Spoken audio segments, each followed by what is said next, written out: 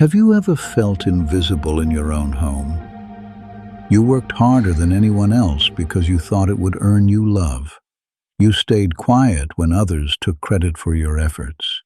But no matter what you did, the praise went to someone else, and you remained unseen.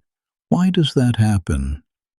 This is the story of Meera, and what she learned about self-worth, true recognition, and the love that sees beyond appearances.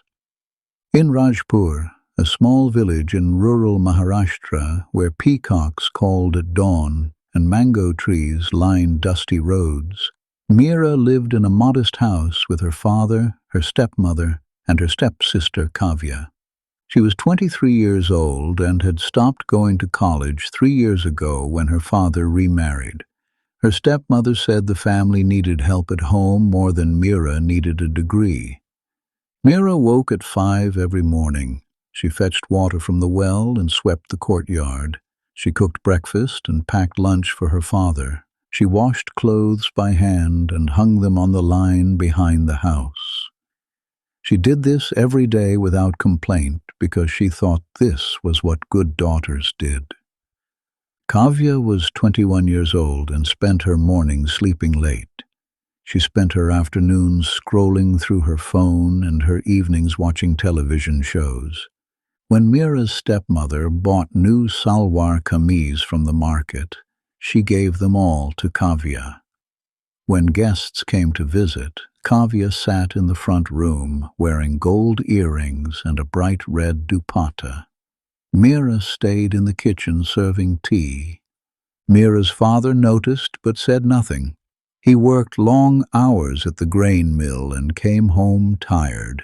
When he saw Meera working, he smiled briefly and then went to his room. Meera told herself it didn't matter. She told herself that hard work was its own reward and that one day things would change. But deep inside, she felt like a shadow in her own home. One afternoon, Meera's stepmother announced that a community fair would be held in the neighboring village of Shirdi.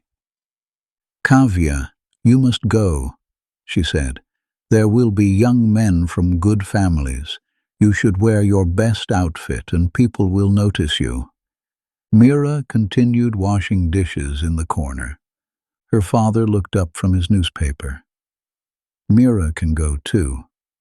She should meet people her age." Meera's heart jumped. She hadn't been to a fair in 3 years. Her stepmother's smile disappeared. "Fine. But Meera, you will wear your old clothes. Kavya needs to look her best." The day of the fair, Kavya wore a bright yellow salwar kameez with silver embroidery and matching bangles. Meera wore a faded blue kurta that was 2 years old and had a small stain near the hem. At the fair, people turned to look at Kavya. Vendors called out to her, and young men smiled as she passed. Meera walked 3 steps behind, carrying Kavya's bag and water bottle. Then someone spoke to her. "Excuse me, do you know where the bookstall is?" Meera looked up. A young man stood in front of her. He wore simple clothes and carried a cloth bag over his shoulder. His eyes were kind. "Yes, it's near the temple entrance," she said quietly. "Thank you. My name is Rohan. What's yours?" "Meera." He smiled. "You're very helpful. Most people here just ignore questions." Before Meera could respond, Kavya grabbed her arm. "We need to go. Mother is waiting near the sweet shop." Rohan nodded politely and walked away. But before he left, he looked back at Meera and smiled again. That evening, Meera's stepmother had an idea. "Next week there's another gathering in Shirdi. This time Meera will wear Kavya's yellow outfit and Kavya will wear something simple." Meera stared. "Why?" Her stepmother's eyes gleamed. "Because if that young man was interested in you, he was only interested in how you look. Let's see if he notices Kavya instead." Meera's chest tightened.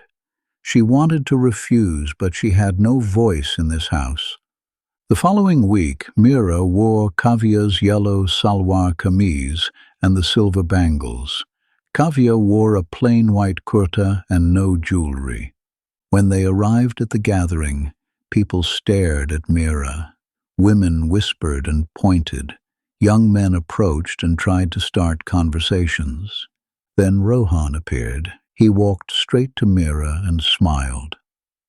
"You look different today." Meera's throat felt tight. "Yes, my sister and I switched clothes." Rohan looked confused for a moment. Then his face cleared. "I see. Well, you still have the same kind eyes. That's what I noticed the first time." Meera's stepmother watched from a distance. Her face darkened. "Would you like to walk with me?" Rohan asked. "There's a small garden near the temple, and it's quieter there." Meera looked at Kavya, who was already surrounded by other young men. She nodded. They walked through the garden and talked. Rohan told her he taught English at a school in Shirdi. He loved books and wanted to open a small library one day. Meera told him about her life, about waking early and working all day, and about feeling invisible. Rohan listened carefully. "You're not invisible to me. I see someone who works hard and cares for her family even when they don't appreciate it." Meera felt something loosen in her chest. She had waited so long to hear those words. A few days later, Meera's stepmother sent her to collect firewood from the edge of the village. The path was uneven, and the afternoon sun was hot.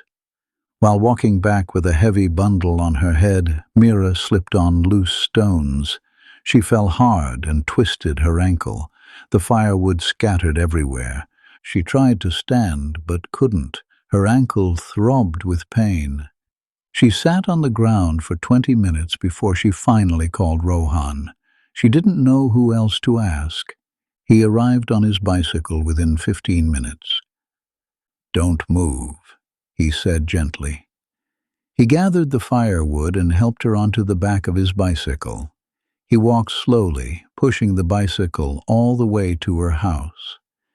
When they arrived, Meera's father was home. He saw Rohan helping his daughter, and his face filled with concern. "What happened?" he asked. "She fell while collecting firewood," Rohan said. "She needs rest, and someone should check her ankle." Meera's father looked at his daughter, really looked at her.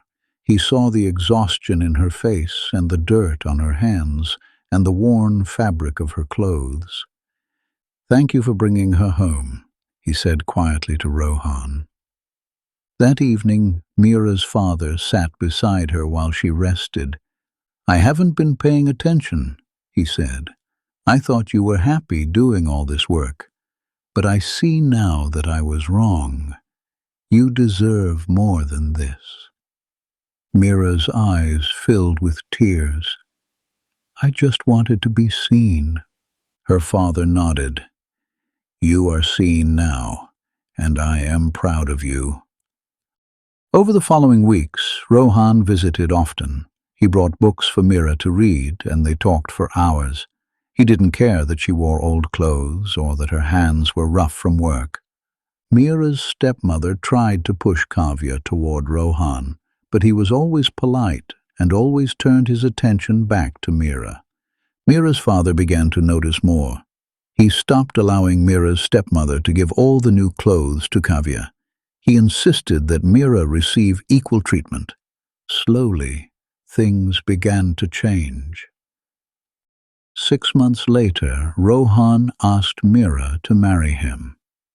"I don't have much," he said, "but I see you. I see your heart and your strength and your kindness. That's what matters to me."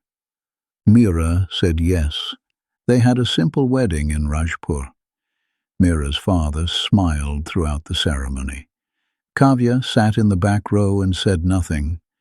Meera's stepmother looked uncomfortable, but Meera no longer cared. Meera wore a simple green sari and fresh jasmine flowers in her hair. She didn't need gold or embroidery. She was seen, she was loved, and that was enough. You can work your whole life for people who never notice. You can stay quiet and hope that one day they will finally see you.